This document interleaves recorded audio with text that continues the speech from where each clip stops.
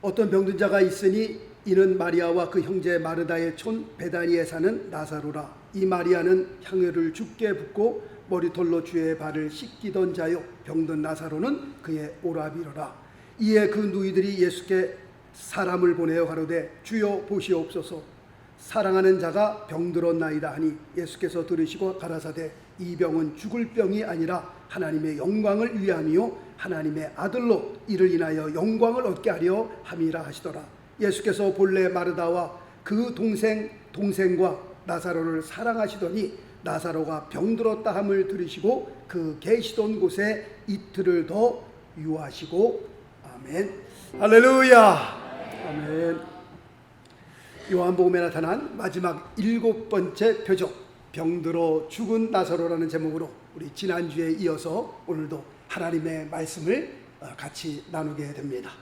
지난 주일에는 병든 오라버니 나사로를 위해 그 두 누이들이 예수님께 사람을 보내어 도움을 요청하는 말씀을 드렸습니다.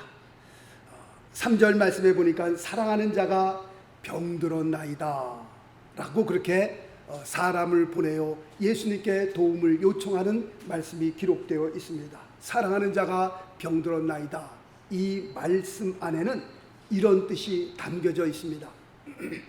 주님, 지금 상황이 굉장히 급한 상황이오니 주님께서 좀 빨리 오셔서 저희의 오라버니 나사로의 병을 고쳐주시기를 원합니다 라고 하는 그 마음이, 간절한 마음이 이 말씀 안에 담겨져 있는 겁니다. 예수님께서는 이런 급한 메시지를 받으시고 이런 말씀을 하십니다. 오늘 본문 4절 말씀에 보니까 이렇게 기록되어 있습니다. 예수께서 들으시고 가라사대 이 병은 죽을 병이 아니라 하나님의 영광을 위함이요 하나님의 아들로 이를 인하여 영광을 얻게 하려 함이라 라고 그렇게 주님께서 말씀하셨습니다. 지금 4절 말씀을 보면서 이와 비슷한 말씀을 주님께서 또 하셨는데, 태어나면서부터 소경이었던 자를 고치실 때도 주님께서 이와 비슷한 말씀을 하셨습니다. 자, 말씀 볼까요? 요한복음 9장 3절 말씀에 보니까 그에게서 하나님의 하시는 일을 나타내고자 하심이니라 라는 그런 말씀을 하셨습니다. 지금 요한복음 9장 3절 말씀, 이 말씀은 어떤 뜻입니까? 우리에게 무엇을 말씀하고 있는 겁니까? 이 사건을 통해서 첫째는 예수님이 어떤 분이신지를 확실하게 나타내 보여주는 사건이었고, 두 번째는 이 일을 통해 사람들로 하여금 그 사건을 보고 믿어 구원을 받으라고 하는 그 메시지가 그 말씀 안에 담겨져 있는 겁니다. 이와 비슷하게 오늘 본문 4절 말씀에서도 주님께서 그런 의미를 가지고 말씀을 하신 겁니다. 4절 말씀에 보니까 이 병은 죽을 병이 아니다 라고 주님께서 그렇게 말씀하셨습니다. 나사로가 걸린 병은 죽을 병이 아니다 라고 한 이 말씀, 이 예수님의 말씀을 들으면서 예수를 믿으면 죽을 병에 걸려도 죽지 않고 다 살아나는구나, 죽지 않는구나 라고 그렇게 믿으신다면, 그렇게 생각하신다면 그건 대단히 위험한 생각이다 라고 말씀을 드립니다. 왜냐하면 예수 믿는 사람도 죽어야 안 죽어요? 병들어 죽는 사람들 많이 봤기 때문에 그렇습니다. 이 말씀만 보면서 예수만 믿으면 죽을 병도 안 죽는구나 라고 생각하시면 안 되는 겁니다. 왜냐하면 예수 믿는 사람도 병들어 죽는 사람들이 많이 있기 때문에 그렇습니다. 그렇다고 할 것 같으면 하나님께서는 왜 저 사람은 고쳐주시고, 죽을 병에 걸린 저 사람은 고쳐주시고 이 사람은 왜 안 고쳐주시는 겁니까?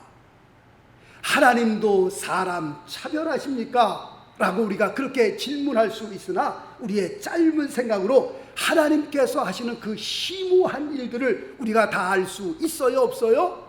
알 수 없는 겁니다. 우리가 사도행전 12장에 보면 요한의 형제 야고보는 복음을 전하다가 칼에 찔려 순교를 당합니다. 그런데 같은 사도행전 12장 말씀에 보면은 주님께서는 베드로가 순교의 현장에서 죽어야 됨에도 불구하고 기적적으로 베드로를 살리는 장면이 같은 사도행전 12장에 기록되어 있는 것을 보게 됩니다. 지금 그 두 사건을 보면서 왜 하나님께서는, 왜 주님께서는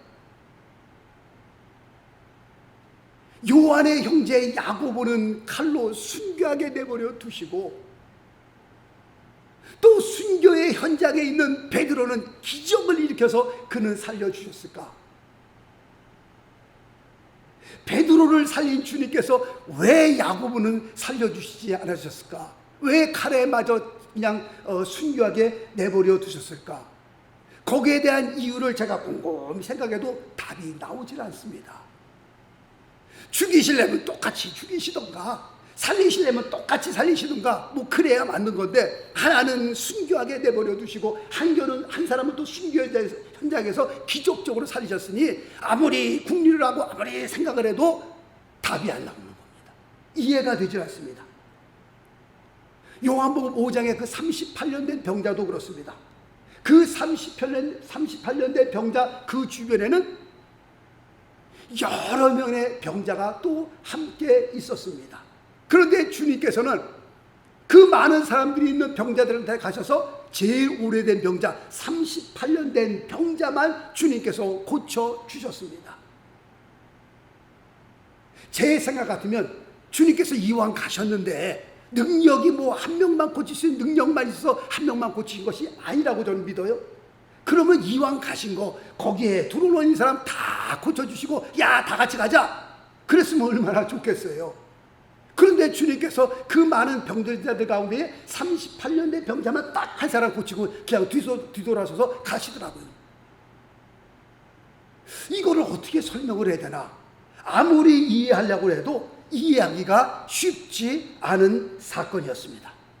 하여튼 예수님께서는 나사로의 병들었다는 소식을 들으시고 주님께서 말씀하기를 이 병은 어떤 병이에요? 죽을 병이 아니다 라고 주님께서 말씀을 하십니다. 그리고 또 같은 4절 말씀 보니까 이 병은 하나님의 영광을 위하며 이 일로 인해 하나님의 아들로 영광을 얻게 하기 위함이다 라는 말씀을 주님께서 하십니다. 예수님께서는 태어나면서부터 소경된 자를 고치시면서 당신 자신이 내가 누군지를 그 사건을 통해서 말씀하셨고 그 다음에 그 일을 통해서 영광을 받으셨습니다. 똑같습니다. 죽은 나사로를 살리는 사건을 통해서 우리는 무엇을 보는 겁니까? 하나님의 영광을 보는 겁니다. 하나님의 영광이 임하는 장면을 보는 거고요. 그리고 그 죽은 사람을 살리는 그 사건을 통해서 예수님이 어떤 분이라는 것을 그 사건 현장을 통해서 우리는 확실하게 알 수 있고 만민에게 예수님 자신이 누구라는 것을 공포하는 그런 장면이 되는 겁니다. 자, 오늘 요한복음 11장 또 5절 말씀 봅니다. 요한복음 11장 5절 말씀 보니까 예수께서 본래 마르다와 그 동생과 나사로를 사랑하시더니 라고 말씀하셨습니다. 지금 5절 말씀을 보면서 예수님께서 이 3남매를 마르다, 마리아, 나사로 이 3남매를 굉장히 사랑하셨습니다. 물론 세 남매도 예수님을 정말 굉장히 사랑했습니다.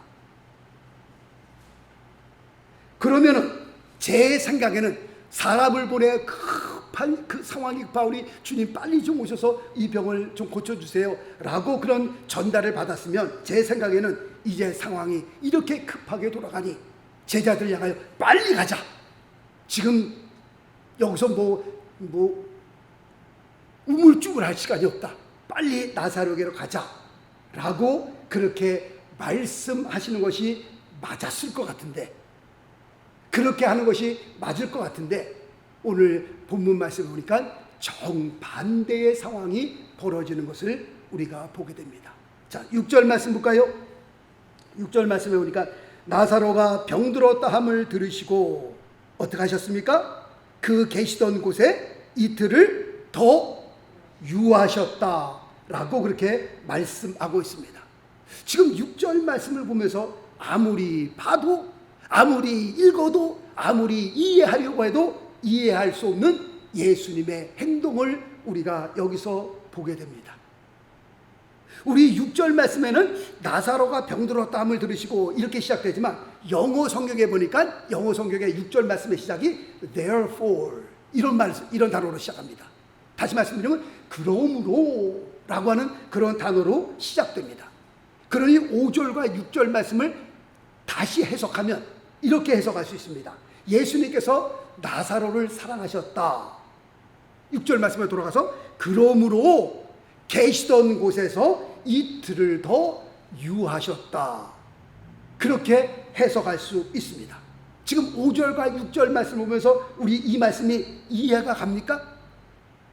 예수님께서 세 남매를 사랑하셨다. 그리고 6절 넘어가면서 그러므로 빨리 달려가셨다. 그러면 이해가 될 텐데 지금 이 상황이 급한 상황에 소식을 들었음에도 불구하고 6절 말씀에 그러므로 예수님께서 계시던 곳에서 이틀을 더 유하셨다 라고 하는 이 말씀을 보면서 도대체 이해를 할 수 없습니다. 예수님께서 왜 그렇게 하셨을까? 이해가 가지 않습니다. 우리는 오늘 이해가 잘 안 되는 이 말씀을 통해 영적으로 중요한 교훈을 하나 얻게 됩니다. 그것은 우리가 하나님을 접근할 때에, 우리가 하나님에게로 나아갈 때에 우리가 하나님을 제대로 알지 못하고 우리의 방식대로, 우리가 생각하는 대로 하나님을 접근하게 되면 우리가 하나님을 크게 오해할 수 있다라는 말씀을 드립니다. 왜냐하면 하나님과 나는 달라도 너무 다르기 때문에 그렇습니다. 내가 생각하고 있는 하나님 그 이상의 하나님이라니까요. 내가 알고 있는 하나님 그 정도의 하나님이 아니라 그 이상의 하나님이기 때문에 하나님과 나 너무나도 다르기 때문에 내 생각대로 하나님을 섬긴다, 내 방법대로 하나님께로 나아간다, 그렇게 되면 하나님을 정말 오해할 수 있다라고 하는 겁니다. 자, 말씀 봅니다. 이사야서 55장 8절 9절 말씀해 보니까 여호와의 말씀에 내 생각은 너희 생각과 다르며 내 길은 너희 길과 달라서 하늘이 땅보다 높음같이 내 길은 너희 길보다 높으며 내 생각은 너희 생각보다 높음이니라. 아멘이십니까? 아멘입니다. 하나님과 우리와의 생각 달라도 너무 다르다니까요. 하나님의 길과 우리의 길 달라도 너무 다르다니까요. 수준이 틀리다니까요. 수준이. 그러므로 우리의 방식대로, 우리의 생각대로 하나님을 접근하게 되면 우리가 많은 실수를 범하게 되는 겁니다. 대표적인 예가 누구예요? 바리새인들이었습니다.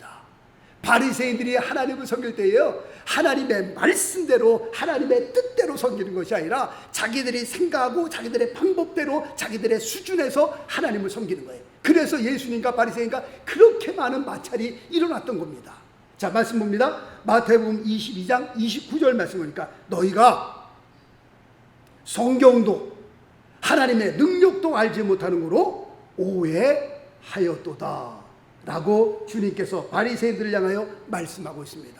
무슨 뜻입니까? 너희 생각대로 하나님을 섬긴다는 거예요. 너희 뜻대로 하나님을 섬긴다는 거예요. 하나님의 생각은 거기에 있지 않은데, 하나님의 뜻은 거기에 있지 않은데 자기들이 방식대로 하나님을 접근하는 거예요. 하나님께로 가까이 하는 거예요. 그게 아니다라는 거예요. 주님께서는 너희 방식과 너희 생각이 틀렸다는 겁니다. 우리의 신앙생활도 똑같습니다. 마찬가지입니다. 우리가 하나님을 제대로 알지 못하고 하나님의 능력도 모르고 하나님의 말씀도 모르면서 내가 살아온 경험으로 내 생각대로 어떻게 해요? 주님을 섬기는 겁니다. 문제가 어디서부터 시작되는 거예요? 거기서부터 시작되는 겁니다. 예수님과 바리새인과 마찰이 거기서 일어났던 것처럼 오늘날 똑같습니다.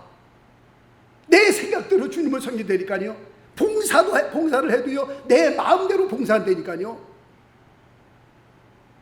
하나님이 원하는 거 그것이 아닌데 내가 원하는 대로 그냥 주님을 봉사하고, 하나님 원하는지 원치 않든지, 하나님이 그걸 좋아하는지 그건 상관없어. 그냥 내가 좋아하는 대로, 내 방식대로, 내가 원하는 대로 주님을 섬기는 겁니다.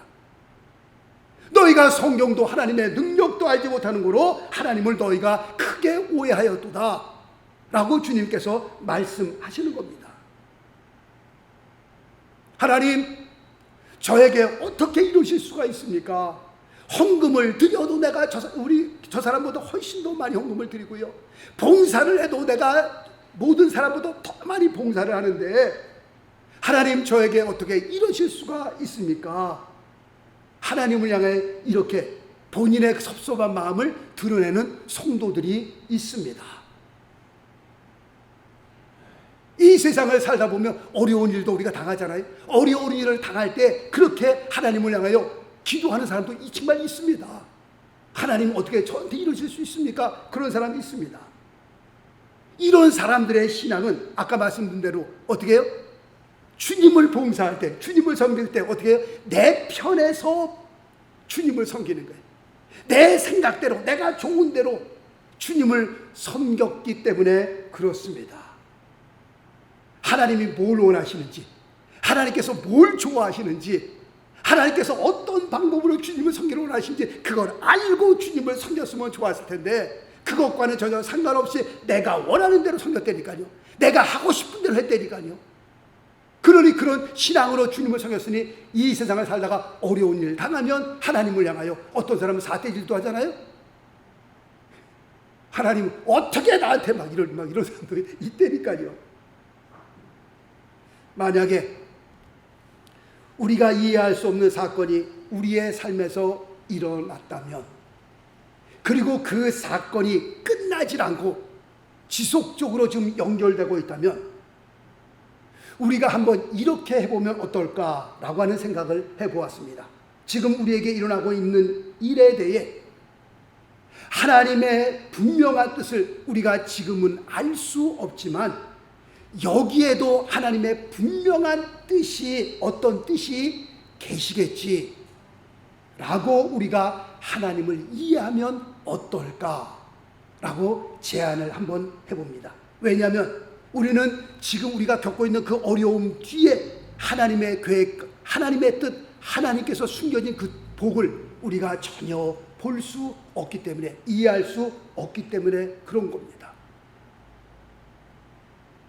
예수님께서 나사로가 죽은 지 나흘 후에 오셨습니다. 예수님의 뜻과 계획을 전혀 모르고 있던 이 두 자매는 사흘 후에 오신 예수님을 만나면서 자기들의 그 섭섭한 마음을 이렇게 드러내 보입니다. 주께서 여기 계셨다면 내 오라비가 죽지 아니하였겠나이다. 무슨 뜻이에요? 정말 섭섭합니다, 주님. 내가 주님을 어떻게 섬겼는데, 내가 주님을 어떻게 사랑했는데 그렇게 사람까지 보내요. 주님 빨리 좀 와주세요 라고 부탁까지 드렸는데 우리 오라버니 나사로가 죽은 지 사흘이 돼서야 이제 나타나시니 주님 어떻게 되신 겁니까? 주님 정말 제 마음이 섭섭합니다 라고 하는 그 마음의 뜻이 여기에 담겨져 있는 겁니다. 물론 주님의 계획과 뜻을 모르기 때문에 그런 말을 한 줄로 우리는 압니다. 그러나 두 자매가 주님의 마음을 조금이라도 이해하고 주님을 향하여 이렇게 말했더라면 주님께서 얼마나 기뻐하셨을까? 주님께서 다 알고 계셨음에도 불구하고 이렇게 나흘씩이나 늦으신 걸 보면 분명 주님의 뜻이, 어떤 다른 뜻이 있는 줄 우리가 알았습니다. 왜 이렇게 늦었는지 우리가 알고 있었습니다. 그렇게 말했더라면 주님께서 얼마나 기뻐하셨을까?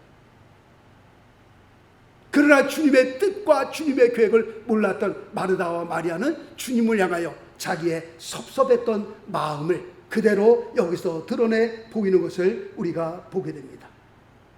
주님께서는 그들이 그렇게 말하는 그 말을 들으시고 마음이 얼마나 아프셨는지 돌아서서 주님께서 눈물을 흘리시더라 라고 성경은 그렇게 기록하고 있습니다. 우리가 하나님을 향하여 기도할 때는요, 기도의 응답이 세 가지를 통해서 옵니다. 자, 화면 한번 볼까요? 첫 번째 응답은 하나님께서 말씀하시죠. He says yes and gives you what you want. 우리가 하나님을 향하여 기도합니다. 우리의 필요한 것을 막 기도하게 되면 하나님께서는 알았다, 우리가 기도하는 그 기도에 yes 하시고 우리가 원하는 것을 주실 때가 있습니다. 두 번째 화면 볼까요? 두 번째로는 우리가 하나님을 향해 기도하는데 하나님께서는 He says no and gives you something better. 우리가 기도할 때에 우리가 원하는 것이 있잖아요. 하나님 앞에 막 기도하면 하나님께서 어떨 때는요, 안 돼, 그거는 줄 수 없어, 그거는 안 돼, 그럴 때가 있습니다.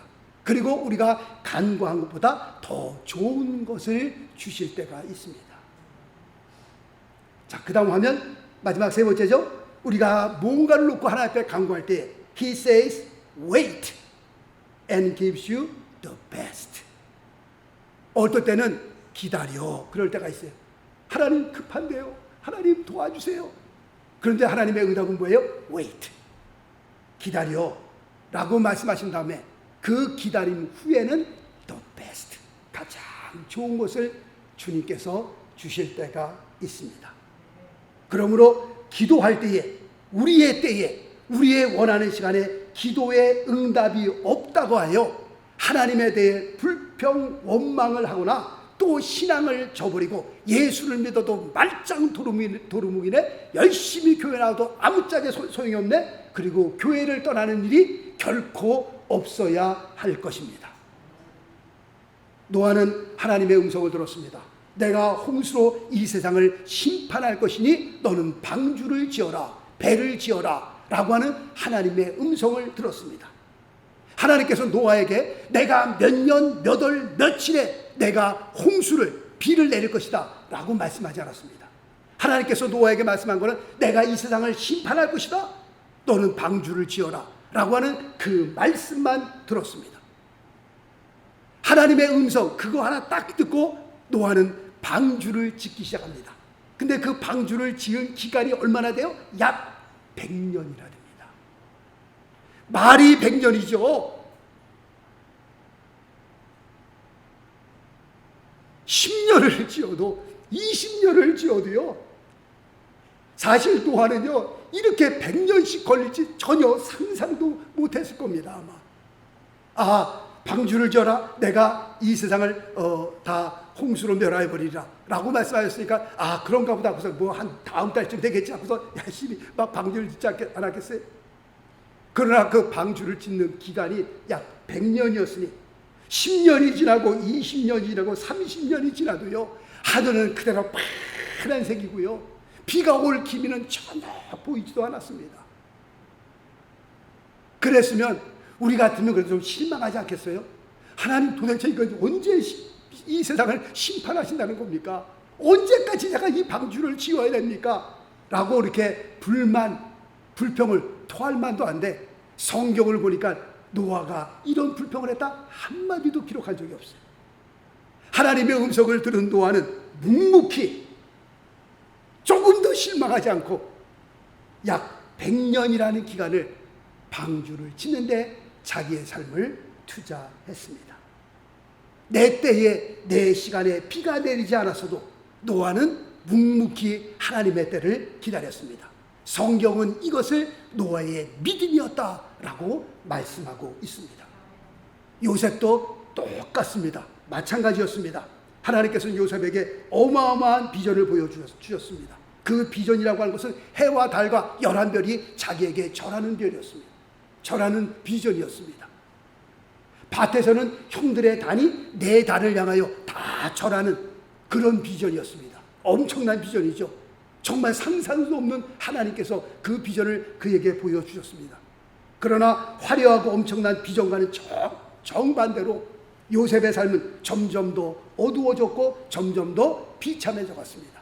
점점 더 낭떠러지로 몰리는 그런 삶을 살게 되었습니다. 나중에는 감옥에 들어가 평생을 거기서 살다 죽게 되는 그런 신세가 되었습니다. 이 정도 되면 아무리 믿음이 있는 요셉도, 선한 요셉도 하나님을 향하여 원망할 만합니다. 내가 정말 주의 뜻대로 살아보려고 발버둥을 치고 어떤 상황에 들어가도 하나님을 향하여 원망 한번 안 하고 깨끗하게 살았는데 마지막 내 삶이 지금 감옥에 갇혀 있습니다. 왕이 건져주지 않으면, 왕이 꺼내주지 않으면 그 던전이라고 하는 것은 절대로 나올 수 없는 곳입니다. 정치인들이 갇히는 감옥이었는데, 그런데 그 왕이 요셉이라는 사람을 어떻게 알아요? 그러니 평생 요셉은 거기서 살다가 자기 생을 마감할 수밖에 없는 겁니다. 하나님 내게 보여주신 그 비전은 이루어질 가망은 전혀 보이질 않고, 이제는 감옥에서 이렇게 살다가 저는 죽을 일만 남았습니다. 만약에 요셉이 그 뒤에 숨겨져 있는 하나님의 계획과 하나님의 뜻을 몰랐더라면 자기의 인생을 한탄만 하다가 감옥에서 아마 자기의 삶을 자기 스스로 끝냈을지도 모릅니다. 그러나 요셉은 그렇지 않았습니다. 성경을 통해서 보니까 하나님께서 그를 통해 마침내 그에게 보여주신 그 비전 그대로 이루어지는 하나님의 역사를 요셉이 보았습니다. 어려움과 고통 가운데에 마음이 초조하십니까? 마음의 안정을 찾지 못하고 정말 우왕좌왕하시면서 지금 불안해하고 계십니까? 그렇다면 오늘 우리에게 들려주시는 주의 음성을 들어야 할 때입니다. 주님께서 말씀하십니다. 이 병은 죽을 병이 아니라, 이 병은 뭡니까? 내가 지금 겪고 있는 어려움들입니다. 내가 정말 그 껌껌한 터널을 지금 통과하고 있는 과정에 있는 겁니다. 앞뒤 좌우를 봐도 정말 소망이라고, 빛이라고 전혀 보이질 않고, 이러다가 내 삶이 끝날 수도 있겠구나 라고 하는 그런 시기를 우리가 겪고 있을지도 모릅니다. 그러나 주님의 음성을 우리가 들어야 할 때입니다. 이 병은 죽을 병이 아니라 뭐라고 말씀하세요? 하나님의 영광을 위하며 하나님의 아들로 이를 인하여 영광을 얻게 하려 함이니라. 아멘. 그때가 정확하게 언제인 줄은 우리가 알 수는 없으나, 비록 내가 원하는 때에, 비록 내가 바라는 때에 그 일이 이루어지지 않는다 하여도 절대 어떻게 해요?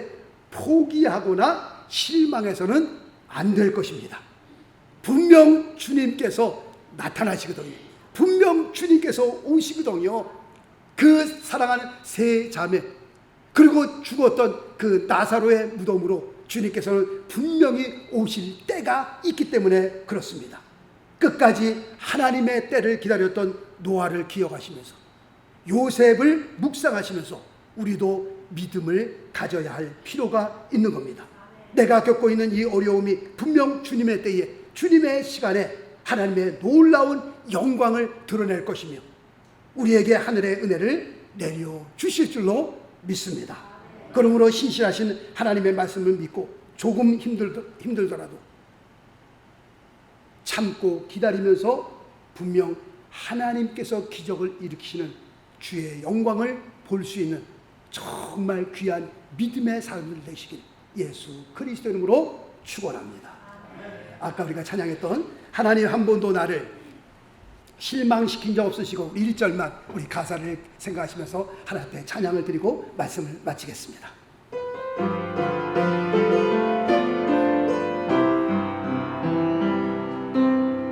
하나님 한 번도 나를 실망시킨 적 없으시고 실망시킨 적 없으시고 언제나 공평과 은혜로 나를 지키셔. 오 신실하신 주님을 찬양합니다. 오 신실하신 주, 아멘. 오 신실하신 주, 내 너를 떠나지도 않으리라. 내 너를 버리지도 않으리라. 약속하셨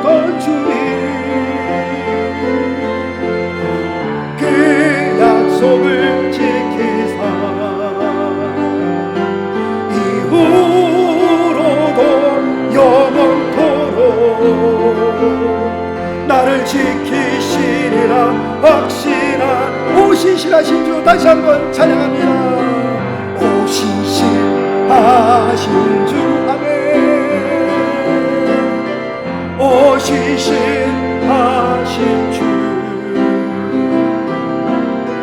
내 너를 떠나지도 않으리라. 내 너를 버리지도 않으리라. 약속하셨던 주님 그 약속을 지키사